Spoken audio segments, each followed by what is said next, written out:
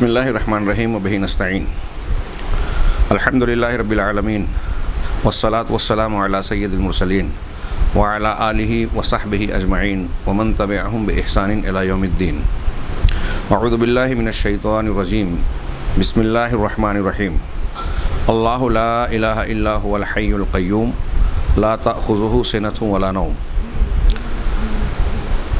سامعین کرام، گزشتہ 2-3 دروس میں ہم لوگ آیت الکرسی کے تئیں اللہ تبارک و تعالیٰ کے اسم مبارک 2 اسماء الحی القیوم کی کچھ تشریح جان چکے ہیں. ابھی بھی یہ تشریحات اور ان کے معنی اور مفہوم یا کچھ تقاضے تشنا ہیں، لہٰذا ہم انہی 2 ناموں پر مزید تھوڑی سی گفتگو کرنا چاہتے ہیں. اللہ تبارک و تعالیٰ نے آیت الکرسی کے آغاز میں، جیسا کہ بار بار اعادہ ہوا، توحید کا دعویٰ کیا کہ الوہیت اور عبادت کے لائق صرف اور صرف اللہ تبارک و تعالیٰ کی ذات ستودہ صفات ہے. اور پھر آگے کے بیان میں حسب بیان علماء جو معنی اور مفہوم سموئے ہوئے ہیں، اس بات کی دلیل کے طور پر پیش کیا. شیخ عبدالرزاق صاحب نے اپنی کتاب آیت الکرسی و براہین التوحید میں آگے نقل کیا کہ الحی اس دعوے کی پہلی دلیل ہے. اللہ کے سوا کوئی معبود برحق نہیں، لا الہ الا ہو، اللہ ہو لا الہ الا ہو. اس دعوے کی پہلی دلیل یہ ہے کہ وہ الحی ہے، زندہ ہے، زندگی میں کامل ہے. دوسری دلیل القیوم ہونا، کہ اللہ تبارک و تعالیٰ اس لیے اکیلا تنہا عبادت کے لائق ہے اور کوئی بھی اس کے اس حق میں ادنا سا بھی شریک نہیں ہے. اس کی دلیل کے طور پر اللہ نے اپنے اس نام کو ذکر کیا کہ وہ القیوم ہے. آئیے ان کی تصریحات کو، جو قدرے تھوڑی سی مفصل نظر آئے گی، لیکن میں ایسا سمجھتا ہوں کہ اسے بغور سننا اور ذہن و دماغ میں بسانا بڑا اہم ہے. جیسا کہ بیان کیا جا رہا ہے کہ یہ لا الہ الا اللہ کی دلیل کے طور پر پیش کیا گیا ہے، اور بہت ساری دلیلوں میں اللہ تبارک و تعالیٰ نے سب سے پہلے اسے بیان کیا کہ وہ اس لیے لائق عبادت ہے تنہا کہ وہ الحی القیوم ہے. تو اس سے آپ یہ اندازہ لگا سکتے ہیں کہ رب العالمین نے اس کو جو اہمیت دی، یہ ظاہر سی بات ہے، اس کی معنویت، دلالت، وسعت اور اس کے توحید پر بہت صاف صاف بیان کی کہ اپنے اندر معنی رکھتا ہے. جو اگر کوئی بندہ مومن، کوئی بندہ یا عام انسان بھی اس کے معنی اور مفہوم کو سمجھ لے کہ اللہ کی ذات ان صفات سے متصف ہے اور اس کا یہ معنی ہے، تو یہ یقین کیا جا سکتا ہے کہ اسے یہ آسانی سے سمجھ میں آ جائے گا کہ جب اللہ تبارک و تعالیٰ ایسا ہے تو پھر ایسا کوئی اور نہیں ہے. اس لیے اس کے حقوق میں کسی اور کو شریک کرنا بہت بڑی ناانصافی، سب سے بڑا ظلم ہے. شیخ عبدالرزاق کہتے ہیں کہ القیوم یعنی بذات خود قائم ہے اور اپنی ساری مخلوق کو قائم رکھنے اور تھامنے والا ہے. یعنی اس کا مطلب کیا ہے؟ یعنی اپنی ذات میں کسی اور کے کسی سہارے اور مدد کا محتاج نہیں. وہ بذات خود قائم ہے. القیوم کا معنی بیان کر رہے ہیں. بذات خود قائم ہے اور ساری مخلوق کو سہارا اور مدد دے رہا ہے. یعنی ہر مخلوق، کائنات کی ہر مخلوق اپنے قیام میں، بقا میں، وجود میں اس کی محتاج ہے. یہ ہم نے اپنی طرف سے تشریح کے طور پر کہی. آگے شیخ فرماتے ہیں کہ اس نام القیوم میں اللہ تعالیٰ کی تمام فعلی اور عملی صفات سمائی ہوئی ہیں. یعنی جتنے افعال اللہ تبارک و تعالیٰ کے ہیں ان کا معنی اور مفہوم اللہ کے نام القیوم کی طرف لوٹتا ہے. سب اس میں اپنے معنی کی دلالت رکھتے ہیں یا اس میں پائی جاتی ہے. چنانچہ یہ نام ہمیں بتاتا ہے کہ رب سبحانہ و تعالیٰ دوسروں سے بالکلیہ بے نیاز ہے. کسی بھی مخلوق کا کوئی بھی محتاج نہیں. اچھی طرح سمجھیں. ہمارے ہاں بعض غیر مسلم نے اپنی کچھ کتابوں میں کچھ مناقشوں یا مسلمانوں سے بحث کرتے ہوئے انہوں نے یہ اعتراض جڑا کہ اللہ تبارک و تعالیٰ کو آپ کہتے ہیں کہ یہ کائنات کا چلانے والا اور یہ سب ہے. اس طرح تمہارا قرآن و حدیث تو یہ کہتا ہے کہ دنیا کی بہت سارے کام اور حرکتیں فرشتوں کے سپرد ہے. اور اس سے پہلے یہ اشارے سورہ فاتحہ کی تفسیر کے درمیان گزرے کہ مختلف مذاہب میں جو آسمانی تعلیمات موجود تھی اور پچھلے مذاہب میں انبیاء کی تعلیمات میں فرشتوں کا جو تصور اور عقیدہ پیش کیا گیا تھا، لوگوں نے اسے بگاڑ کر اللہ تبارک و تعالیٰ کے ساتھ جوڑ دیا۔ کسی نے ان کو اللہ کی بیٹیاں نعوذ باللہ قرار دے دیا، کسی نے ان کو اللہ سے قربت و تزلف کا، نزدیکی اختیار کرنے کا ذریعہ قرار دے کے ان کی پوجا پاٹ شروع کر دی، کسی نے فرشتوں کو مختلف کائنات کے کاموں کا با اختیار سمجھ کر ان سے اپنی حاجتیں حسب ضرورت جو ہے پیش کرنے لگے اور ان کی عبادت و پوجا کرنے لگے۔ کچھ لوگوں نے اس تصور کو بدل کر دیوی دیوتاؤں کی شکل دے دی اور اس کے اعتبار سے ان کو معبودان کا درجہ دے دیا گیا، جبکہ وہ اللہ تبارک و تعالیٰ کی مخلوق ہیں اور اللہ تبارک و تعالیٰ نے مختلف حکمتوں کے تحت ان کو وجود بخشا ہے۔ وہ کسی کائنات کے کسی بھی معاملے میں کوئی اختیار نہیں رکھتے۔ قرآن میں یہ صراحتیں موجود ہیں۔ وہ اللہ تبارک و تعالیٰ کے کارکن کی حیثیت رکھتے ہیں، اللہ کے احکامات کی تنفیذ کرتے ہیں۔ قرآن نے کہا یفعلون ما یؤمرون، کہ وہ وہی کام کرتے ہیں جن کا انہیں حکم دیا جاتا ہے۔ وہ اللہ کے احکامات کی تنفیذ کرتے ہیں، وہ خود کوئی اختیار نہیں رکھتے۔ لہٰذا یہ بات کسی غیر مسلم کے اعتراض کے ہونے کی شکل میں ہمیں معلوم ہونی چاہیے تاکہ ہم اس کا اطمینان بخش جواب دے سکیں کہ فرشتے اللہ تبارک و تعالیٰ کی ربوبیت میں، قیومیت میں، صمدیت میں یا کسی بھی عمل اور کام میں بذات خود اختیار نہیں رکھتے، شرکت نہیں رکھتے۔ اللہ تبارک و تعالیٰ ان کا محتاج نہیں ہے۔ ہاں، کہ کوئی کام اگر فرشتے نہ کریں تو اللہ تبارک و تعالیٰ کے لیے کیا اس کا کرنا دشوار ہوگا؟ اس میں کوئی محنت و مشقت درپیش آئے گی؟ قطعی نہیں۔ اگر کوئی ایسا مانتا ہے تو اس نے اللہ تعالیٰ کو پہچانا نہیں، اس کی عظمت و وقار اور اس کی بڑائی کو، اس کے جلال و عظمت کو سمجھا ہی نہیں۔ وما قدر اللہ حق قدری انما امرہ اذا اراد شیئا ان یقول له کن فیکون۔ اس کی ذات کا معاملہ تو یہ ہے کہ جب وہ کسی کام کا ارادہ فرماتا ہے تو صرف یہ کہتا ہے ہو جا تو وہ چیز ہو جاتی ہے۔ کسی فرشتے کی، کسی مددگار کی ضرورت نہیں ہے۔ تو فرشتوں کو اس نے بعض حکمتوں اور مصلحتوں کے تحت وجود بخشا اور ان کے مختلف فرشتوں کو مختلف کام دیا۔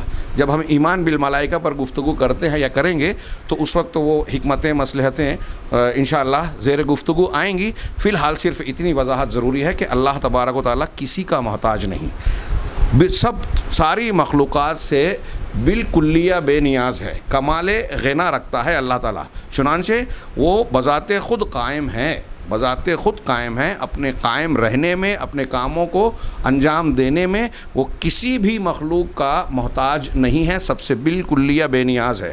ہاں، جیسا کہ اللہ سبحانہ و تعالیٰ نے ارشاد فرمایا یا ایھا الناس انتم الفقراء الی اللہ، اے دنیا کے تمام لوگوں، الناس کہا، ہاں تم سب کے سب اللہ کے محتاج ہو، فقیر ہو۔ واللہ هو الغنی الحمید، اور اللہ غنی ہے اور حمید ہے۔ غنی کے ساتھ حمید، اللہ کا ہر نام، ہم جب اسماء و صفات کے اصولوں، ضابطوں، معنی اور مدلولات پر گفتگو کریں گے تو ایک بڑی پیاری بحث یہ ہے کہ اللہ کا ہر نام بذات خود اپنا معنی بڑا کامل اور جامع انداز میں ادا کرتا ہے، لیکن جہاں کہیں اللہ تبارک و تعالیٰ کے ایک سے زیادہ نام اکٹھا قرآن و حدیث میں استعمال ہوئے ہیں تو وہاں دونوں معنی، فرض کیجئے دو لفظ آئے ہیں، دو نام آئے ہیں، تو دونوں نام بذات خود اپنے اپنے معنی میں تو کامل ہیں، لیکن دونوں ایک ساتھ آنے کی وجہ سے ایک تیسرا کمال بھی پیدا ہوتا ہے۔ اس کی تشریح بعض عقیدے کے دروس میں کر چکا ہوں، انشاءاللہ مزید ہوگی۔ یہاں بھی اللہ تبارک و تعالیٰ نے دو صفاتی ناموں کا ذکر کیا، الغنی بے نیاز، الحمید لائق تعریف، یعنی جس کے اندر تعریف کی تمام خوبیاں، تعریف کے لائق تمام خوبیاں موجود ہیں۔ اب ظاہر سی بات ہے، آپ اس کو اس طرح سمجھیں کہ اس مقام پر اس کا تذکرہ مضمون سے کیا ربط رکھتا ہے معنی کے اعتبار سے، کہ جس کے اندر ساری خوبیاں ہوں وہ محتاج ہو بھی نہیں سکتا۔ اللہ غنی ہے، اللہ حمید ہے، یہ دو الگ الگ معنی دے رہے ہیں، دونوں کو ملا کے کیا ہو رہا ہے کہ وہ غنی اس لیے ہے، غنی ہونے کی ایک وجہ یہ ہے کہ اس کے اندر تمام خوبیاں بذات خود کامل طور پر موجود ہیں۔ دنیا میں کوئی بھی مخلوق ہو، آپ، ہم یا کوئی بھی، ہم محتاج ہیں، تو محتاج کیوں ہیں؟ اس لیے کہ ہمارے اندر خوبیوں کی کمی ہے۔ ایک کام میں یہ کہوں کہ فلاں کام میں نہیں کر سکتا، کیوں نہیں کر سکتا؟ اس کی ایک وجہ یہ ہو سکتی ہے کہ اس کام کے کرنے کا جو علم ہے وہ مجھے نہیں ہے۔ میں موبائل کو بگڑے ہوئے موبائل کو ریپیئر نہیں کر سکتا، بنا نہیں سکتا، مجھے اس کا علم نہیں ہے۔ کوئی موٹر گاڑی وغیرہ میں خرابی ہو گئی تو مشین کی کارکردگی کو، ان کے سامان کہاں کیسے کام کرتے ہیں وہ میں نہیں جانتا، اس لیے علم کا نہ ہونا اس نے مجھے محتاج بنا دیا کہ میں یہ کام نہیں کر سکتا۔ تو کسی کام کی بے بسی یا محتاجگی کی ایک وجہ ہے علم کا نہ ہونا۔ کبھی کبھی ایسا ہوتا ہے کہ علم تو ہے لیکن اس کام کے کرنے کی طاقت و قدرت نہیں ہے۔ جیسے مثال کے طور پہ ایک شخص گاڑی چلانا جانتا ہے لیکن اگر وہ اس کی بینائی چلی جائے، کسی حادثے میں وہ اندھا ہو جائے، تو گاڑی چلانے کی صلاحیت ہوتے ہوئے میکینک ہونے کے باوجود وہ میکینک کا کام یا گاڑی چلانے والا ڈرائیور کا کام نہیں کر سکتا، کیونکہ اب اس کے پاس علم تو ہے، قوت اور صلاحیت ایک طریقے سے نہیں رہ گئی، کمی آ گئی اور وہ اس کام کو کرنے سے معذور ہو گیا۔ اس کا مطلب یہ کہ کسی کام کو کرنے کے لیے جہاں علم کی ضرورت ہے وہاں قدرت کی بھی ضرورت ہے۔ دونوں خوبیاں جب ہوگی تو کوئی کام آدمی کرنے کے لائق ہوتا ہے۔ ہم ایسے کتنے کام ہیں جو جانتے نہیں، کتنے کام ہیں جن کے کرنے کی ہمارے اندر یا کسی بھی مخلوق کے اندر کوئی طاقت ہی نہیں۔ پوری کائنات کے سارے لوگ مل کر اگر چاہیں، قرآن نے کہا کہ ایک مکھی، چھوٹے سے وجود کو جو ہم دیکھتے ہیں اپنے گرد، جس کی کوئی حیثیت نہیں سمجھتے، ایک مکھی کو عدم سے وجود بخش دیں، پیدا کر دیں، یہ سب مل کے نہیں کر سکتے۔ یہ طاقت ہی نہیں ہے کسی کے اندر، صرف خالق کائنات رب العالمین کے پاس یہ قوت، طاقت اور پیدا کرنے کی صلاحیت ہے۔ چنانچہ معلوم ہوا کہ جب اللہ تبارک و تعالیٰ کی ذات الحمید ہے، ساری خوبیاں کامل درجے کی موجود ہے اور اسی وجہ سے وہ قابل تعریف ہے۔ تو قابل تعریف ہے اس لیے کہ اس کے اندر ساری خوبیاں ہیں، اور ساری خوبیاں ہیں اس لیے اس کے اندر کوئی نقص اور خامی نہیں ہے، اس لیے بے نیاز ہے۔ کمی ہوتی تو دوسرے کی ضرورت پیش آتی کہ مجھے یہ معلوم نہیں ہے، مجھے فلاں کی ضرورت ہے، وہ بتا دے، میں یہ بوجھ اٹھا نہیں سکتا، کوئی ہاتھ لگا دے تو میری مدد ہو جائے گی اور میں اٹھا سکوں گا۔ اللہ تبارک و تعالیٰ میں جب کوئی خامی ہی نہیں ہے، کوئی نقص ہی نہیں ہے، تو کس بنیاد پر اسے کسی کی مدد کی ضرورت پیش آئے گی؟ کام چلانے کے لیے، کام پیدا کرنے کے لیے، یا دنیا اور کائنات کو سنبھالنے کے لیے، اس کائنات کا نظام چلانے کے لیے اسے کسی کی مدد کی ضرورت کیوں ہوگی، جبکہ وہ خود ساری صلاحیتیں رکھتا ہے، ساری خوبیوں کا حامل ہے، ساری قوت و طاقت اور ساری قدرتیں اس کی ذات میں سمٹی ہوئی ہیں۔ تو اللہ تبارک و تعالیٰ نے یہ ارشاد فرمایا۔ اسی طرح ایک حدیث قدسی میں ہے مسلم شریف کی، جو اس سے پہلے جس کے کچھ حصوں کا ذکر ہو چکا ہے، اللہ تعالیٰ نے اس حدیث قدسی میں لوگوں سے، جن و انس سے خطاب کر کے کہا کہ انکم لن تبلغوا نفعی فتنفعونی ولن تبلغوا ضری فتضرونی، کہ تم سب مل کر اس درجے کو نہیں پہنچ سکتے کہ مجھے نفع پہنچا سکو، میرے نفع کے درجے کو نہیں پہنچ سکتے کہ مجھے کچھ فائدہ دے دو، اور تم سب مل کر میرے نقصان کے درجے کو بھی نہیں پہنچ سکتے کہ سب مل کر مجھے کوئی نقصان پہنچا سکو۔ اللہ تبارک و تعالیٰ کی بے نیازی کا کتنا بہترین اور زبردست بیان ہے۔ اللہ تعالیٰ نے، اللہ سبحانہ کا مخلوق سے غنی اور بے نیاز ہونا غنائے ذاتی ہے، ذاتی غنا ہے، کسی بھی چیز میں ان کا محتاج نہیں ہے، وہ ہر اعتبار سے مخلوق سے بے نیاز ہے، اور مخلوق ہر اعتبار سے اللہ تبارک و تعالیٰ کی حاجت مند اور محتاج ہے۔ القیوم ہمیں یہ بھی باور کراتا ہے، یہ ایک چیز معلوم ہوئی کہ القیوم کا معنی میں یہ مفہوم شامل ہے کہ اللہ پوری کائنات، ساری مخلوقات سے بے نیاز ہے اور ساری خوبیوں کا بذات خود مالک ہے، پورے طریقے سے کمال غنا پر یہ نام دلالت کرتا ہے اللہ کی۔ دوسری بات جو اس نام کے معنی اور مفہوم سے معلوم پڑتی ہے وہ یہ کہ القیوم ہمیں یہ باور کراتا ہے کہ اللہ تعالیٰ کامل قدرت والا ہے، تمام مخلوقات کا پورا بندوبست اور انتظام وہی کرتا ہے، پس وہ انہیں سنبھالتا اور قائم رکھتا ہے، اور تمام مخلوقات اپنے وجود میں، زندہ رہنے میں، بقا میں اس کی محتاج ہے۔ وہ پلک جھپکنے تک بھی اس سے بے نیاز نہیں ہو سکتے، یعنی مخلوقات جو ہیں، آپ اور ہم، زمین، پیڑ، پہاڑ، پودے، آگے انہوں نے کہا کہ عرش ہو، کرسی، سارے آسمان، زمین، پہاڑ، درخت، انسان، حیوان، چرند پرند، جتنے بھی وجود ہیں، ذرے سے لے کے آفتاب تک، اور آفتاب سے بھی کوئی بڑا ستارہ جو موجود ہے کروڑوں گنا بڑا، ساری کائنات کی ایک ایک چیز ایک لمحے کے لیے، پلک جھپکنے کی مدت تک کے لیے بھی اللہ کی ذات سے بے نیاز نہیں ہے۔ سب کے سب اللہ عز و جل کے محتاج ہیں۔ اللہ تعالیٰ نے فرمایا امن ہوا قائم علی کل نفس بما کسبت وجعلوا للہ شرکاء قل سموہم، میں نے چونکہ مولانا ابوالکلام آزاد نے جو ترجمہ کیا ہے اس میں قوس لگا کر انہوں نے اس آیت کی بڑی ایسی پیاری تشریح بھی کر دی ہے ترجمے ہی میں کہ معنی اور مفہوم واضح ہو جاتا ہے، اس لیے ان کے ترجمے کو نقل کیا۔ وہ کہتے ہیں کہ پھر جس ہستی کے علم اور احاطہ، یہ قوس میں ہے، علم اور احاطہ، پھر جس ہستی کے علم و احاطے کا یہ حال ہے کہ ہر جان یعنی ہر نفس، ہر شخص، ہر وجود پر نگاہ رکھتی ہے، اللہ کی ذات ہر وجود پر نگاہ رکھتی ہے کہ اس نے اپنے عملوں سے کیسی کمائی کی۔ یہاں مزید قوس لگاتے ہیں، وہ کیا ان ہستیوں کی طرح سمجھ لی جا سکتی ہے جنہیں ان لوگوں نے معبود بنا رکھا ہے؟ اللہ کی ذات جو ہر ایک پر باقاعدہ نظر رکھے ہوئے ہے، ہر چیز کو اس نے اپنے علم اور احاطے کے گھیرے میں لے رکھا ہے، ایک طرف وہ، اس کے مقابلے میں کیا ان کی کمائیوں کو بھی اللہ تبارک و تعالیٰ جو ہے ان کے عمل اور کمائی کو جان رہا ہے، کیا اس کے مقابلے میں ان ہستیوں کی طرح اس کو سمجھ لیا جائے جن کو یہ معبود بنا رہے ہیں اور ان کے اندر یہ کوئی خوبی نہیں ہے اور انہوں نے اللہ کے لیے شریک ٹھہرا رکھے ہیں؟ اے پیغمبر ان سے پوچھئے وہ کون ہیں، ان کے اوصاف بیان تو کرو جن کو تم اللہ کے برابر کر رہے ہو۔ اب اللہ کی صفت تو یہ ہے کہ وہ القیوم ہے، بے نیاز ہے، حمید ہے، غنی ہے، الحی ہے، القیوم ہے۔ اللہ تو ایسا ہے جن کو تم اللہ کے برابر بنا رہے ہو، اللہ تبارک تعالیٰ کا حق ان کو دے رہے ہو، ان کا نام لے کے بتاؤ تو صحیح کہ وہ کون لوگ ہیں جن کو تم بتا رہے ہو۔ کیا ان کے اندر بھی اللہ تعالیٰ کی ان صفات میں سے کوئی صفت، ان خوبیوں میں سے کوئی خوبی، ان کمالات میں سے کوئی کمال ہے؟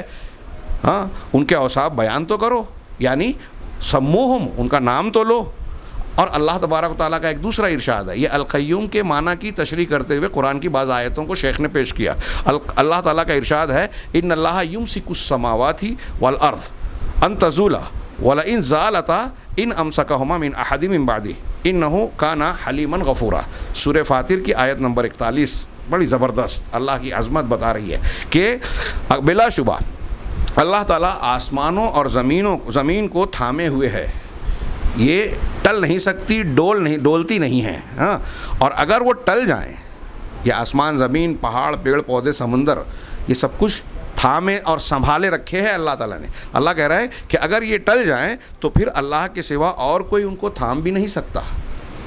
اگر یہ زائل ہو جائیں، ان کے اندر فساد آ جائے، یہ اپنے محور اور مدار کو چھوڑ دیں، جس نظام کے تحت یہ رواں دواں ہیں اس نظام میں کوئی خامی، خرابی، ٹوٹ پھوٹ آ جائے تو کیا اللہ تعالیٰ کے سوا کائنات کی کوئی ہستی، کوئی وجود، کوئی مخلوق، وہ بڑے سے بڑے پیغمبر ہوں یا کوئی اور مخلوق ہو، کیا اللہ تعالیٰ نے اس میں سوار کے واضح طور سے کہا کہ ان میں سے کوئی بھی ایسا نہیں ہے جو ان کو تھام سکتا ہو۔ لوگوں نے اپنے دماغ میں اگر یہ گڑھ رکھا ہے کہ فلاں قطب ہیں، فلاں ابدال ہیں، فلاں یہ ہیں، فلاں وہ ہیں، ان کو یہ قوت ہے، وہ نظام کائنات میں تصرف کی قوت رکھتے ہیں، فلاں مولائے کائنات ہیں، تو یہ ساری باتیں حقیقت سے کوئی تعلق نہیں رکھتی، بالکل بے بنیاد، بے دلیل، غیر ثابت شدہ ہیں۔ اور ثابت یہ ہے کہ یہ صرف اور صرف اللہ کے بس کی بات ہے، اس کی قیومیت ہے، اللہ کی قدرت ہے کہ صرف وہی ان کو تھام سکتا ہے، وہی ان کو سنبھال سکتا ہے۔ وہ نہایت بردبار، بڑا بخشنے والا ہے۔ مزید فرمان الہی ہے جو ابھی ہم نے پڑھا، یا ایھا الناس انتم الفقراء الی اللہ واللہ هو الغنی الحمید۔ میں نے ترجمہ اس کا پہلے بھی کیا ہے، آگے ایک آیت اور انہوں نے ذکر کی، ومن آیاتہ ان تقوم السماء والارض بامرہ۔ اللہ کی بے شمار نشانیوں میں سے ایک نشانی یہ بھی ہے کہ آسمان اور زمین اسی کے حکم سے قائم اور برقرار ہیں۔ یہ آسمان، زمین، ان کے درمیان کا جاری ساری پورا نظام جو ہے سب اللہ تبارک و تعالیٰ کی تدبیر کا حصہ ہے،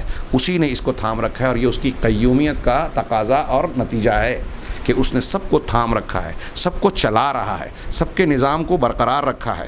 ہاں، سورج اور چاند ایک دوسرے سے کہیں آگے پیچھے نہیں ہوتے، آپس میں ٹکراتے نہیں، ایک نظام کے تحت طلوع اور غروب ہو رہے ہیں، موسموں کی تبدیلیاں ہو رہی ہیں، اس دنیا میں کہیں جو ہے ہوائیں چل رہی ہیں، تیز ہوائیں، کہیں خرامہ چل رہی ہیں، کہیں کچھ اور بھی کچھ جو ہم دیکھتے ہیں کہ اللہ تبارک و تعالیٰ کے مختلف کام ہیں، ہر ایک کو اس کی ضرورت پوری کر رہا ہے، بارش برساتا ہے، پودے اگاتا ہے، غلے فراہم کرتا ہے، ہاں، جانوروں کی پیدائش کرتا ہے جس سے انسانوں کو ان کی ضرورت کا کئی سامان دودھ کی شکل میں، گوشت کی شکل میں، چمڑوں کی شکل میں، ہڈیوں کی شکل میں، سینگوں کی شکل میں، اور پھر نسوں اور خون کی شکل میں، جن میں بہت ساری غذائیں، بہت ساری دوائیں اور بہت سارے استعمال کے اسباب فراہم ہوتے ہیں، ساری چیزوں کا انتظام کر رہا ہے، یہ سب اس کی قیومیت، جیسے ربوبیت ہے ویسے قیومیت، اس کی قیومیت کا حصہ ہے کہ سارا نظام چلا رہا ہے، سب چیز کو تھامے اور سنبھالتا ہے۔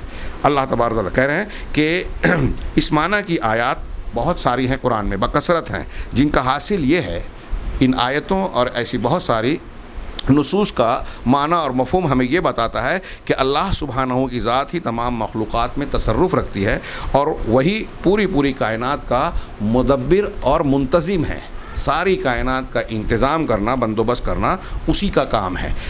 اس وضاحت سے معلوم ہو جاتا ہے کہ اللہ تعالیٰ کی تمام فعلی اور عملی صفات، جیسے پیدا کرنا، رزق دینا، نعمت عطا کرنا، زندگی دینا، موت دینا، اب اس کو اور بھی آپ غور کرتے جائیں، اولاد دینا، بارش برسانا، دن اور رات کو کا طلوع اور غروب کرنا، موسموں کی تبدیلی کرنا، دنیا میں جتنے بھی کام ہو رہے ہیں، جتنے بھی اللہ تبارک و تعالیٰ کام کر رہا ہے، یہ سب کے سب جتنے بھی ہیں، سب اللہ تبارک و تعالیٰ کے کہہ رہے ہیں کہ سب کے سب اس نام القیوم میں سمٹی ہوئی ہیں، یہ ساری صفات اور سارے کام، کیونکہ اس کے نام میں یہ معنی شامل ہے کہ وہ اپنی مخلوق کو قائم رکھنے والا، یعنی سنبھالنے اور تھامنے والا ہے، بائیں طور کہ وہی پیدا کرتا ہے، وہی روزی دیتا ہے، زندگی اور موت دیتا ہے، تدبیر و انتظام فرماتا ہے، جس طرح القیوم میں۔ اب یہاں آگے کہہ رہے ہیں، یہ ساری وضاحت کرنے کے بعد، معنی بتانے کے بعد، کہ اب القیوم کے اندر آپ نے یہ سمجھ لیا کہ جتنے کام اللہ کر رہا ہے کائنات کو چلانے کا، بنانے اور چلانے میں، وہ سارے کام جس میں ہم ایک سانس جو لے رہے ہیں نا وہ بھی شامل ہے، سارے کام القیوم کے معنی میں شامل ہیں۔ تو نتیجہ کیا نکلا کہ سارے فعلی صفات اللہ کی جو ہیں، عملی صفات جو کام اللہ کر رہا ہے، وہ القیوم کے لفظ کے مراد اور مدلول میں داخل ہیں، شامل ہیں۔ اب اس کے بعد کہہ رہے ہیں کہ جس طرح القیوم میں اللہ کی فعلی صفات سمٹ آئی ہیں، اسی طرح اس کی ذاتی صفات اور خوبیاں، جیسے سننا، دیکھنا، ہاتھ، علم رکھنا، احاطہ رکھنا، یہ صفات اور دیگر صفات اس کے نام الحی میں اکٹھا ہیں۔ ذاتی صفات جتنی ہیں، ذاتی خوبیاں اللہ کی، وہ الحی میں شامل ہیں، جو اس سے پہلے بھی بیان کیا جا چکا ہے، اور فعلی صفات جتنی ہیں وہ القیوم میں اکٹھا ہیں۔ اللہ تعالیٰ کے تمام اسماء حسنہ، جتنے بھی اللہ کے نام ہیں، ان دونوں ناموں یعنی الحی القیوم میں سمائے ہوئے ہیں، یعنی بعض اہل علم کا مذہب، اسی بنیاد پر بعض اہل علم کا مذہب ہے کہ یہی دونوں نام مل کر، یہ دونوں نام الحی القیوم، یہ دونوں اللہ کا وہ اسم اعظم ہے کہ جس کے ذریعے سے دعا کی جائے تو وہ قبول فرماتا ہے، اور مانگا جائے تو وہ عطا کرتا ہے۔ ان دونوں ناموں کی عظمت و شان کی بنا پر انہیں آیت الکرسی میں توحید کے دلائل اور براہین کے ضمن میں سب سے پہلے ذکر کیا گیا۔ کسی دوسری دلیل کے پیش کرنے کی بجائے بطور دلیل اللہ لا الہ الا اللہ کو ثابت کرنے کے لیے روشن، واضح، بالکل فطرت اور دل کو چھو لینے والی، ناقابل انکار دلیل کے طور پر دوسری دلیلوں کے مقابلے میں اللہ نے یہ دلیل پیش کی کہ اللہ ہی عبادت کے لائق اس لیے ہے کہ وہ الحی ہے، ساری خوبیوں کا ذاتی طور سے جو متصف ہے، پیکر ہے، اور القیوم ہے، ساری کائنات اور مخلوقات کے دیکھنے، سنبھالنے اور خود بذات خود قائم رہنے والی صفت اس کے اندر موجود ہے۔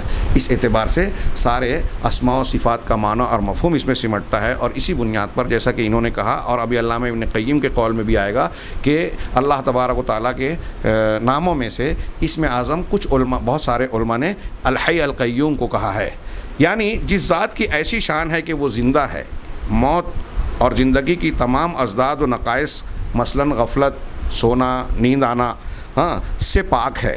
اسی طرح جو قیوم ہے، تمام مخلوق کے امور کی تدبیر فرماتا ہے، سارے لوگوں کا نظام چلا رہا ہے، اسے کوئی چیز عاجز و لاچار نہیں کرتی، اور کوئی بھی چیز اس کے حکم کے بغیر قائم اور برقرار بھی نہیں رہ سکتی، کائنات کی کوئی بھی چیز۔ لہٰذا وہی تو ہے جو اس بات کا حقدار ہے کہ تنہا اسی کی جانب عبادت کا رخ موڑا جائے، کسی اور کی عبادت نہ کی جائے۔ جب سب وہی چلا رہا ہے، وہ کسی کا ضرورت مند نہیں ہے، وہ بذات خود قائم ہے، ساری خوبیوں کا مالک ہے، کائنات میں جو بھی ہو رہا ہے سب وہی چلا رہا ہے، تو پھر کسی اور کی عبادت کس بنیاد پر کی جائے، کس دلیل کی بوتے پر کی جائے؟ تو اللہ ہی اس بات کا حقدار ہوا. اگر آپ مان جاتے ہیں، سمجھ جاتے ہیں کہ وہ الحی اور القیوم ہیں، تو آپ کو یہ بھی قبول کرنا لازماً ضروری ہو جائے گا کہ وہی عبادت کے لائق ہے، کوئی اور ہو ہی نہیں سکتا.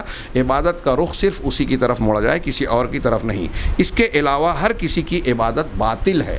جس کی بھی عبادت کی جائے اللہ کے علاوہ سب باطل ہے. اس لیے کہ اللہ کے علاوہ جو بھی ہے، اللہ کے علاوہ جو بھی ہے وہ یا تو جامد چیز ہے جس میں اصلاً حیات اور زندگی ہے ہی نہیں. پتھر ہے یا کوئی پہاڑ ہے، ہاں، یہ جامد چیز کہلاتی ہے، اس میں زندگی نہیں ہے. لیکن کہہ رہے ہیں اصلاً حیات ہی نہیں ہے. یا وہ زندہ تھا، یا اللہ کے علاوہ جو دوسری چیزیں ہیں تو ایسی ہیں کہ پہلے زندہ تھی لیکن اب مر چکا. جیسے ہمارے یہاں بہت سارے بزرگان ہیں، انسان ہیں، جنات ہیں، پہلے زندہ تھے، اب اس دنیا سے چلے گئے، ان کو موت واقع ہو گئی. ہاں، یا پھر زندہ ہے اور مرنے والا ہے. آپ اور ہم ابھی زندہ ہیں. ایسے بہت سارے وجود ہیں، انسان ہیں، مختلف درجات کے لوگ ہیں. آج زندہ ہیں، وہ چاہے بادشاہ وقت ہی کیوں نہ ہو، ہاں، بڑی سے بڑی حکومت کا مالک یا حکمراں ہو، منصب پہ بیٹھا ہوا صاحب اقتدار ہو، یا کسی بھی درجے کا ہو، علمی اعتبار سے، تقوی اور پرہیزگاری کے اعتبار سے، ابھی زندہ ہے لیکن آئندہ مرنے والا ہے. یعنی موت سے کوئی بچ نہیں سکتا. اسی طرح اس کائنات کے نظام و تدبیر اور تصرف و الٹ پھیر میں کسی بھی مخلوق کا کوئی دخل نہیں ہے. اللہ کے سوا سب یا تو جامد ہیں، یا مر چکے ہیں، یا مرنے والے ہیں، جتنا بھی وجود ہے. تیسری چیز، دوسرا پہلو یہ کہ کائنات کا جو نظام چل رہا ہے، یہاں جو الٹ پھیر ہو رہی ہے، جو موسموں کی تبدیلی ہو رہی ہے، کسی کی پیدائش اور کسی کی موت ہو رہی ہے، کوئی حکومت پہ آ رہا ہے، کوئی جو ہے حکومت سے دستکش اور دستبردار ہو رہا ہے، کسی کو عزت مل رہی ہے، کسی جو بھی معاملات ہو رہے ہیں، ان معاملات میں حقیقت میں کسی کو کوئی دخل نہیں ہے، بلکہ ملک و سلطنت، حرکت و عمل اور سارے تصرفات کلی طور پر اللہ واحد قہار کے ہاتھ میں ہے. اب اگر کسی کی موت ہو رہی ہے، اگر کوئی وبا پھیلی ہے، جیسے ہم لوگ آج کل یہ بحث کرتے ہیں کہ زلزلہ آیا، اس کی وجہ یہ تھی، موسموں میں شدت آ گئی ہے، اس کی وجہ سائنسی وجہ، جغرافیائی وجہ یہ ہے کہ اوزون کے غلاف میں جو ہے سوراخ پڑ گئے ہیں، انسان کی کارستانیوں کی وجہ. ٹھیک ہے، انسان کی کارستانیاں وجہ بنی، لیکن وجہ کا مسبب کون ہے؟ پیدا کرنے والا کون ہے؟ اس کے لیے راستے ہموار کرنے والا کون ہے؟ اس سے پہلے میں نے بیان کیا، اور یہ بات بہت اچھی طرح ذہن نشین، کیونکہ بہت سارے اچھے ایمان والے بھی اس سلسلے میں بے احتیاطی برتتے ہیں. اللہ کے رسول نے کہا، جس نے یہ کہا کہ فلاں ستارے کی وجہ سے بارش ہوئی، اس نے اللہ کا انکار کیا، ستارے پر ایمان لایا. تو اب اس کو تھوڑا غور کیجئے کہ اگر ہم یہ کہتے ہیں کہ کرونا وائرس جو ہے وہ یہودیوں نے پھیلا دیا، چین کی وجہ سے یہ ہو رہے اموات ہو رہی ہیں، فلاں لوگوں نے سازش کی ہے، ان کی سازش اور کوشش ہو سکتی ہے، اس سے انکار نہیں ہے. لیکن اصلاً اگر اللہ تبارک و تعالیٰ کی مشیت نہیں ہوتی تو وہ اس پر قادر ہو ہی نہیں سکتے. مجھے یا کسی کو فرض کیجئے اللہ نے یہ قوت دی ہے کہ وہ اپنے ساتھی کو تماچا مار دے، چاقو مار دے، قتل کر دے، یہ بحیثیت انسان یا صلاحیت کے ہم کہتے ہیں کہ وہ ایسا کر سکتا ہے. لیکن آپ جب اس کا پروگرام اور منصوبہ بنا کر اس کو نافذ کرنا چاہیں تو جب تک اللہ کی توفیق نہیں ہوگی، اس کی مشیت نہیں ہوگی، آپ اپنی اس صلاحیت کو بروئے کار نہیں لا سکتے، اپنے منصوبے کو انجام تک نہیں پہنچا سکتے. یہ ہمارا ایمان ہونا چاہیے. کائنات کا ایک ذرہ بھی اپنی جگہ چھوڑتا ہے تو اللہ کی مشیت اور اس کے حکم کے بغیر یہ نہیں ہو سکتا. درخت کا ایک سوکھا پتا ٹوٹ کے گر رہا ہے، وہ بھی اللہ تبارک و تعالیٰ کے علم اور اس کے فیصلے کے مطابق ہوتا ہے، اس کی قضاء و قدر کا حصہ ہے. تو اسباب چاہے وہ جو بنے، حکومت ناکارہ ہے، فساد پھیل رہا ہے، لوگ مر رہے ہیں، بیماری پھیل رہی ہے، کساد بازاری اور مندی کا دورہ ہے، معیشت اور اقتصادیات میں تباہی ہے، قیمتیں بڑھ رہی ہیں، مہنگائی بڑھ رہی ہے. یہ ساری باتیں اسباب ہم کچھ بھی تجزیہ کریں، لیکن ہم کو یہ ساتھ میں کہنا چاہیے ایک مسلمان کو کہ اللہ تبارک و تعالیٰ کی مشیت سے ہو رہا ہے. اچھی چیزیں ہیں تو ہم کہیں کہ الحمدللہ ایسا ہوا. اگر آپ نے یہ کہا کہ ڈاکٹر نہ ہوتا تو میرے ابا کی موت ہو جاتی تو آپ شرک کے زمرے میں آئیں گے، چاہے وہ شرک اصغر ہو. زبان سے اگر صرف کہہ رہے ہیں، دل میں یہ عقیدہ نہیں ہے کہ آپ ایسا مانتے ہیں کہ ڈاکٹر کے ہاتھ میں شفا ہے، تو شرک اصغر ہے. زبان سے جو قول میں ہے آپ کا شرک، دل میں نہیں ہے.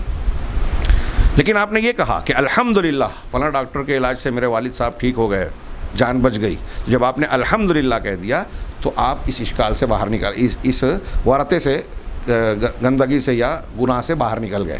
تو اللہ کی طرف ہر کام کی نسبت کرنی چاہیے. کیوں؟ اس لیے کہ ہم نے یہ پڑھا، ابھی یہاں بھی پڑھ رہے ہیں کہ القیوم کے معنی میں یہ مفہوم شامل ہے کہ کائنات کا جو بھی معاملہ ہو رہا ہے، ملک اور سلطنت جو پوری کائنات کی ہے، اس میں ہر فیصلہ، ہر حکم اللہ کا نافذ ہو رہا ہے. اب اس میں الملک کا معنی بھی آ گیا، رب کے معنی کی مشابہت بھی آ گئی، سمدیت بھی اس میں اپنے جامع معنی میں موجود ہے، اور دوسرے ناموں کا معنی اور مفہوم بھی داخل ہے. چنانچہ جو بھی کائنات کی حرکت ہو رہی ہے، جو بھی عمل ہو رہا ہے، جو بھی تصرف ہو رہا ہے، وہ اللہ واحد و قاہر کے ہاتھ میں ہے، کسی اور کے ہاتھ میں نہیں. اللہ تعالیٰ نے فرمایا، بڑی زبردست آیت جو اس سے پہلے بھی گزر چکی ہے سورہ فاطر کی، کہ والذین تدعون من دونہ ما یملکون من قطمیر ان تدعوہم لا یسمعوا دعاءکم ولو سمعوا ما استجابوا لکم ویوم القیامۃ یکفرون بشرککم ولا ینبئک مثل خبیر. زبردست آیت سورہ فاطر کی آیت نمبر 13 اور 14 اس سے پہلے بھی گزری ہے کہ جنہیں تم اس اللہ کے علاوہ پکارتے ہو اور اپنی حاجتیں جن سے مانگتے ہو، وہ تو کھجور کی گٹھلی کے چھلکے کے بھی مالک نہیں ہیں. جتنے لوگ دوسروں کی عبادتیں کر رہے ہیں، ان کے سامنے سر جھکا رہے ہیں، ان کے آگے ہاتھ پھیلا رہے ہیں، اللہ نے فرمایا کہ یہ جن کے سامنے تم چیخ پکار کر رہے ہو، حاجتیں اور مشکل آسان کرنے کے لیے اپنی ضرورتیں ان کے سامنے رکھ رہے ہو، وہ تمہارے لیے وہ تو دراصل کھجور کی گٹھلی کے چھلکے کے بھی مالک نہیں ہیں، چھوٹی سے چھوٹی چیز کے. اگر تم انہیں پکارو تو وہ تمہاری پکار سنتے ہی نہیں، اور اگر بفرض محال سن بھی لے تو تمہاری بات یعنی ضرورت، تمہاری بات اور ضرورت پوری نہیں کر سکتے، بات کا جواب نہیں دے سکتے. مستضاد قیامت کے دن تمہارے اس شرک کا سرے سے انکار کر دیں گے اور کہہ دیں گے کہ نہیں یہ ہم کو پوچھتے ہی نہیں تھے، جن پہ تکیے تھے وہی تک پتے ہوا دینے لگے. آپ محنت کر کے کسی کی پوجا پاٹ کر رہے ہیں، اپنے لیے اپنا سب کچھ لگا رہے ہیں، اپنے جذبات، اپنے اوقات، اور یہ سمجھ رہے ہیں کہ ہم نے ایسا عمل کیا ہے کہ یہ ہمارے لیے دنیا اور بعد کی دنیا میں کام آئے گا. اور وہ کہیں گے کہ نہیں صاحب، انہوں نے تو پوجا پاٹ کی ہی نہیں، ہم جانتے ہی نہیں، اور پھر ہم نے کہا ہی نہیں تھا. دوسرے مقامات پہ یہ بھی ہے. اور آپ کو کوئی بھی اللہ جیسا خبردار خبریں نہ دے گا. یہ آخرت کی بات اللہ تعالیٰ بتا رہا ہے، یہ بات آپ کو کوئی اور نہیں بتائے گا. یہ طے شدہ بات ہے کہ آپ کسی بھی اگر غیر مستطیع کو پکاریں گے، ان سے مانگنے کی کوشش کریں گے، جس آدمی کے پاس خود نہیں ہے. میں کئی مرتبہ کہتا ہوں کہ اگر ایک آدمی خود فقیر ہے، وہ آپ سے یہ کہہ رہا ہے کہ کچھ میری مدد کر دیجئے، میں بھوکا ہوں، 1-2 لقمہ کھانا کھلا دیجئے، تو کیا آپ اسے 1,00,000-2 لاکھ روپئے قرض مانگیں گے؟ یا یہ امید رکھیں گے کہ اگر اس سے میں مانگوں گا تو یہ مجھے بڑی دولت جائیداد یا کوئی دنیا کی چیز عطا کر دے گا؟ ایسا آدمی سوچے گا بھی نہیں. اور اگر کوئی سوچتا ہے تو اس سے بڑا بیوقوف نہیں، اس سے بڑا بیوقوف اور احمق مشرک ہے جو کائنات کی ان ہستیوں سے مانگنے کی کوشش کر رہا ہے جو خود مالک نہیں ہے، جو خود محتاج ہے رب کائنات کے در کے. تو مانگنا اس سے چاہیے جو مالک ہو، جو دینے کی قوت رکھتا ہو، جو نافع اور ضار ہو، جس کے اندر ساری کو، اور وہ القیوم ہو، الحی القیوم ہو. کسی اور سے مانگنا سب سے بڑی بیوقوفی ہے. اللہ تعالیٰ نے یہ بھی فرمایا ہے، قُلِ ادْعُوا الَّذِينَ زَعَمْتُم مِّن دُونِهِ فَلَا يَمْلِكُونَ كَشْفَ الضُّرِّ عَنكُمْ وَلَا تَحْوِيلًا. سورہ بنی اسرائیل کی آیت ہے کہ اے پیغمبر، ان لوگوں سے کہہ دو، تم نے اپنے خیال میں اللہ کے سوا، اپنے طور سے اللہ کے سوا جن ہستیوں کو معبود بنا رکھا ہے، انہیں اپنی حاجتوں اور مشکلوں میں پکار دیکھو، ذرا پکار کے دیکھو. اللہ کہہ رہا ہے آگے کہ نہ تو وہ اس کی طاقت رکھتے ہیں کہ تمہارا کوئی دکھ دور کر دیں، اور نہ ہی تمہاری حالت بدل سکتے ہیں. ایک آیت اس میں سے ایسی ہے القیوم کے معنی کی تشریح میں الحی القیوم کی، کہ اللہ تبارک و تعالیٰ کی یکتائی اور توحید کو بہت صاف ستھرے انداز میں ثابت کر رہی ہیں، واضح کر رہی ہیں. اب اگر کوئی شخص ان بیانات اور دلیلوں کے کھلے رب کے ارشادات کے آنے اور سننے کے باوجود اگر اسے توحید سمجھ میں نہ آئے، اور وہ اللہ تبارک و تعالیٰ کے ساتھ کسی اور کو شریک ٹھہراتا ہے، تو یہی کہا جائے گا کہ اس کا باطن اتنا گندا ہے کہ وہ ہدایت کی توفیق سے محروم ہے. ورنہ دلیل کے اعتبار سے حق کی وضاحت اور توحید کے بیان میں کوئی کمی نہیں ہے. ایک موٹی عقل والا، وہ چاہے کبھی مدرسے میں، مکتب میں، کسی اسکول کالج میں نہ گیا ہو، شعور صرف رکھتا ہو، فطرت اس کی موجود ہو، مطلب صاف ستھری ہو، تو وہ ان دلیلوں کو، ان آیتوں میں موجود مضامین کو اگر صرف سن لے اور تھوڑا سا غور کر لے تو اسے سمجھ میں آئے گا کہ ہماری بندگی کا ہر اعتبار سے تنہا حقدار صرف اور صرف اللہ ہے. کوئی بزرگ نہیں، کوئی فرشتہ نہیں، کوئی نبی نہیں، کوئی پیغمبر نہیں، کوئی پیر صاحب نہیں، باپ دادا نہیں، کوئی بھی نہیں. اللہ کا جو حق ہے وہ صرف اسی کا حق ہے. کسی اور کو اس میں شریک کرنا دنیا کی سب سے بڑی بے انصافی، سب سے بڑا جھوٹ، سب سے بڑا ظلم ہے.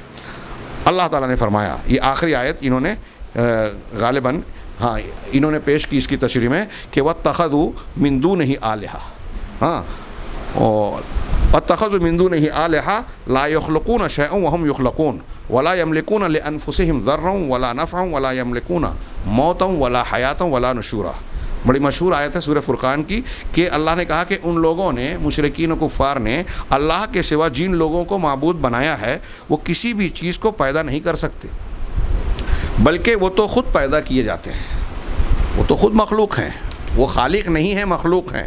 اب سوچئے، ایک خالق، ایک مخلوق، ایک بنانے والا اور ایک بنا ہوا، دونوں ایک جیسے ہو سکتے ہیں؟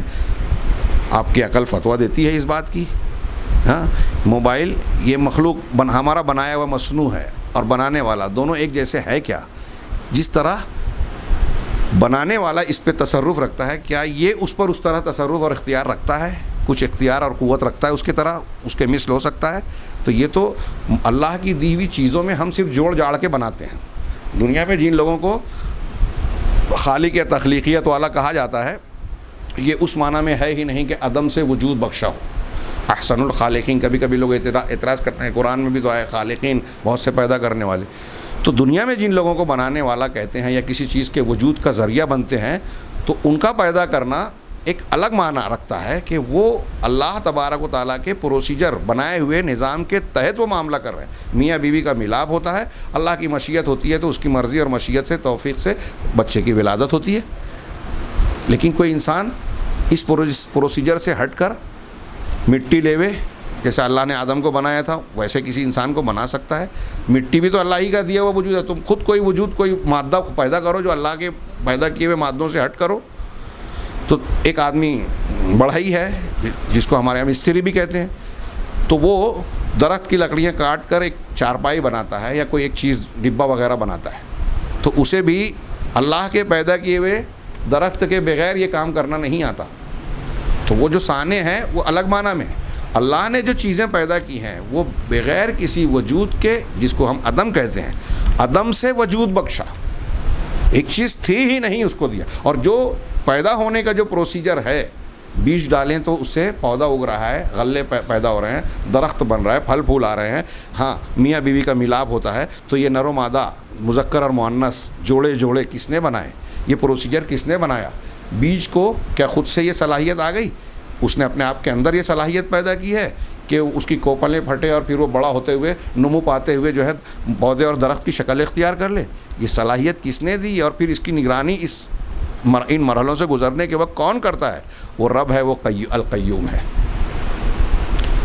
اس نے یہ نظام بھی بنایا اور پھر اس نظام کی تنفیذ وہی کرتا ہے، اس کی نگرانی وہی کرتا ہے، سنبھالتا وہی ہے.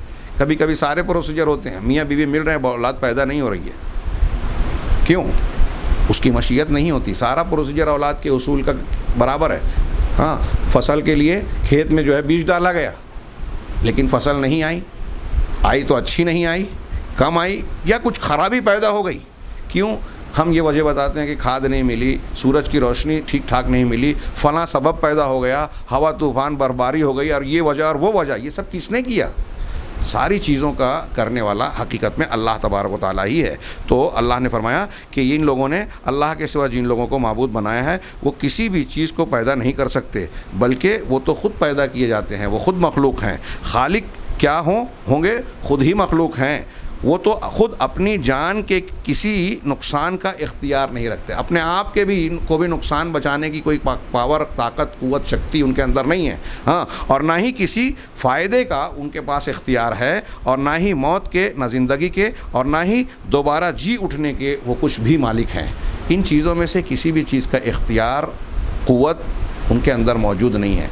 تو پھر کس بنیاد پر لوگ ان کو معبود بنا رہے ہیں؟ اللہ تبارک و تعالیٰ نے یہ جو سوال کیا، اس سوال کے جواب میں انسان کو اسی نتیجے پر پہنچنا پڑتا ہے کہ خالق کی طرح کوئی بھی نہیں ہے، باقی سب جو ہیں مخلوق ہیں، سب اس کے محتاج ہیں اور وہ کسی بھی چیز کا اختیار نہیں رکھتے۔ اختیار کون رکھتا ہے؟ القیوم، سارے اختیارات اسی کے اندر ہے۔ اس طریقے سے آپ دیکھ رہے ہیں کہ الحی اللہ تبارک و تعالیٰ کی ذاتی خوبیوں کا جامع نام ہے، القیوم اللہ تبارک و تعالیٰ کے فعلی خوبیوں کا نام ہے، اور اسی بنیاد پر اللہ نے یہ ثابت کر رہا ہے، یہ ثبوت دے رہا ہے آیت الکرسی میں کہ اللہ تعالیٰ کے سوا کوئی معبود برحق اس لیے نہیں ہے کہ ساری کامل صفات، کمالات، خوبیاں ذاتی طور پر الحی میں ہیں، اور وہ ذات صرف اللہ کی ہے۔ اس کو کوئی فنا، زوال، نقص، عیب کا کبھی خدشہ نہیں ہوتا، لاحق نہیں ہوتا، کبھی کوئی کمی نہیں آتی اس کی ذات میں۔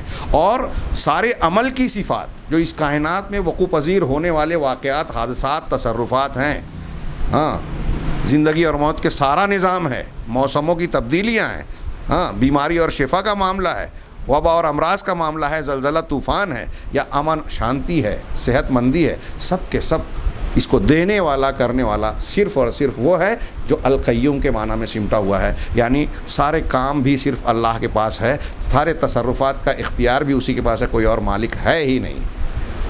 تو جب کوئی اس ساری خوبیاں اس میں ہے، ذاتی بھی، فعلی بھی، تو سیدھی سی بات ہے، ایک بات بڑے سے بڑے مشرک اور کافر کو آپ بولیے کہ اس معنی صرف الحی القیوم کا معنی بتانے کے بعد غور کیے کہ پوری کائنات کا نظام وہی چلا رہا ہے، ساری خوبیاں اسی کے اندر ہے، کسی اور کے اندر نہیں ہے، تو بتائیے کہ اس کی عقل اور فطرت بھی کیا یہ قبول کرے گی کہ جو اس کا حق ہے وہ کسی اور کو دیا جائے؟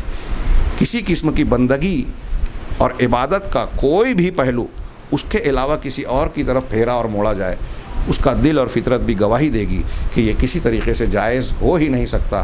یقیناً یہ سب سے بڑا ظلم ہے، اتنا بڑا ظلم کہ اگر اس ظلم کا ارتکاب کوئی کرتا ہے تو قرآن جو کہتا ہے، آسمانی کتابیں جو کہتی ہے، دنیا کے دوسرے لوگ جو کہتے ہیں، وہ چھوڑ دیجئے، ہمارا دل اور ہماری فطرت بھی اس بات کو قبول کرے گی کہ جب کوئی انسان اللہ کا کھا رہا ہے، اللہ کی ساری نعمتوں کا استعمال کر رہا ہے، پیدا اسے اللہ سے کیا، پیر کے نیچے سے سر کے اوپر تک ساری اسی کی نعمتوں میں جی رہا ہے، تو اب کسی اور کی اگر گائے تو ہماری فطرت اور عقل بھی کہے گی کہ اس سے بڑا گنہگار اور اس سے بڑی سزا کا مستحق کوئی نہیں ہے۔ یعنی عقل اور فطرت بھی کہتی ہے کہ شرک سب سے بڑا ظلم ہے، اور شرک ایسا گناہ ہے کہ اسے معاف نہیں ہونا چاہیے، وہ معافی کے لائق ہے ہی نہیں۔ سب سے بڑے ذات، سب سے شرف والی ذات کے ساتھ سب سے بڑا ظلم ہے یہ شرک کرنا۔ اگر آپ اللہ کے ساتھ کسی کو شریک ٹھہرا رہے ہیں تو آپ پہلے تو اللہ پر ظلم کر رہے ہیں، ظلم اس معنی میں کہ اس کا حق کسی دوسرے کو دے رہے ہیں۔ ظلم کیا ہے؟ کسی کا حق ناحق کسی اور کو دے دینا۔ تو اب جب آپ کسی اللہ کے سوا کسی اور کے ساتھ اس کا حق دے رہے ہیں، کسی اور کو حق دے رہے ہیں، تو سب سے پہلے آپ اللہ کا حق اسے دے، تو اللہ کے ساتھ یہ ظلم والا رویہ کر رہے ہیں، اس کا کوئی نقصان نہیں۔ دوسرا ظلم آپ اپنی ذات کے ساتھ کر رہے ہیں کہ اپنے آپ کو سب سے بڑے مجرم کے کٹہرے میں ڈال رہے ہیں، سب سے بڑی سزا کا حقدار بنا رہے ہیں کہ فطرت اللہ التی فطر الناس علیہ، اللہ نے جس فطرت پر آپ کو پیدا کیا تھا، توحید کی فطرت پر، لا تبدیل لخلق اللہ، اللہ نے جو پیدا کر دیا، جو فطرت بنا دی کہ صرف اسی کی پوجا پرستش کرو، اس میں تبدیلی مت کرو۔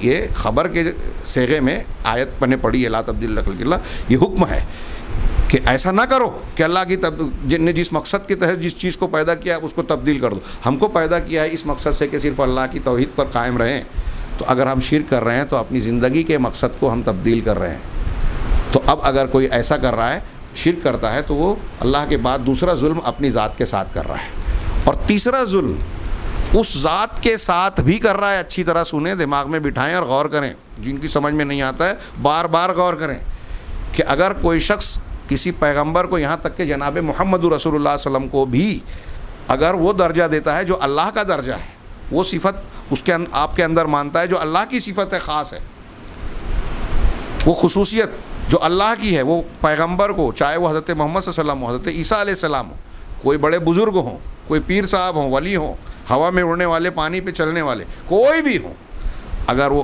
ان کو اللہ کا حق دے رہا ہے تو اس کی ذات کے ساتھ بھی ظلم کر رہا ہے، کیونکہ ان کو جو ان کا مقام ہے، ان کو جو ان کا حق ہے، اس حق سے نکال کر وہ حق دے رہا ہے جس کے وہ مستحق نہیں ہے۔ یہی تو ظلم ہے۔ شرک کرنے والا ایسا سہ طرفہ ظلم کرتا ہے، اور واقعی اگر عقل سے سوچے تو دنیا کا کوئی گناہ، کوئی جرم اتنا سنگین، اتنا قابل سزا اور اتنی شدت سے عذاب کو دعوت دینے والا نہیں ہو سکتا جس کی دعوت مشرک اپنے شرک سے دیتا ہے۔ اللہ تبارک و تعالیٰ سے دعا ہے کہ وہ ہمیں اپنی ذات اور اپنی صفات کی صحیح معرفت عطا فرمائے، اور اس کے توسط سے ہمارے ایمان کو اتنا مضبوط اور توحید کو اتنا صاف ستھرا بنائے کہ ہمارے عمل میں ہی نہیں، ہمارے دل و دماغ میں، ہمارے قول میں بھی کسی بھی قسم کا شرک نہ ہو۔ پروردگار ہمیں زندہ رکھے ایمان اور توحید پر، موت دے تو توحید اور ایمان پر، اور اس کی برکت سے دنیا اور آخرت کی سعادتوں سے نوازے۔ میرے بھائیوں، یہ آیت الکرسی کے ضمن میں الحی القیوم کے معنی پر ہماری گفتگو جاری ہے۔ میں سمجھتا ہوں کہ ابھی ان دونوں ناموں کے اور پھر ان سے آگے جڑی ہوئی اس کی تکمیل کرنے والا جو اگلا جملہ ہے لا تأخذہ سنۃ ونوم، انشاءاللہ آئندہ درس میں ہم اس کی تکمیل کریں گے۔ اللہ تبارک تعالیٰ ہمیں علم سے نوازے اور عمل کی توفیق دے۔ وآخر دعوانا ان الحمد للہ رب العالمین۔